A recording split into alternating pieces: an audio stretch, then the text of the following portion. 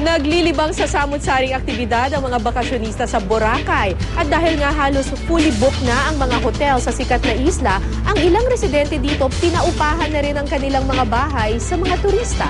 May news to go si Katati Bayan. Malapulbos ang buhangin at napakalinaw ng tubig. Kaya naman di kataka-taka na ang Boracay isa sa mga pinakapatok na summer destination lalo na ngayong Semana Santa. Pati mga foreigner, dinarayo pa ang isla para masulit ang kagandang handog ng lugar. Kaya mga bakasyonista, kanya-kanyang trip para mas ma-enjoy ang pananatili dito. Di mawawala ang braided hairdo at henna tattoo. Nagmistulang mga kulay na tutubi sa langit ang ibinida ng ilang mas adventurous na turista sa kanilang kiteboarding. At ang lalaki na ito, kakaibang spa naman ang naisip, ang paglibing ng buong katawan sa buhangin.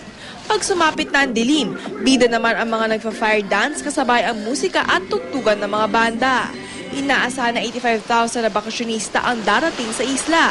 Ayon sa mga may-ari ng hotel sa beachfront ng Boracay, simula noong nakaraang taon ay marami na ang nag-advance booking para sa Semana Santa.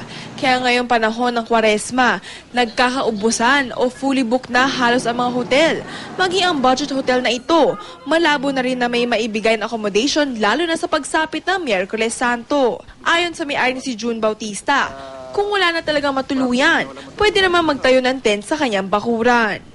Punuan na ngayon, so paliban nila siguro after Holy Week na pumunta sila dito.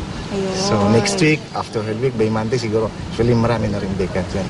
Sakay ng tricycle, nilipot ng GMA News ang mga bahay sa Barangay Balabag na pwedeng matuluyan ng ibang bakasyonista, lalo na ang mga backpacker. May ilang residente, ikinonvert na ang kanilang bahay bilang mini cottage. Para mag-generate ng income to pay the taxes and everything.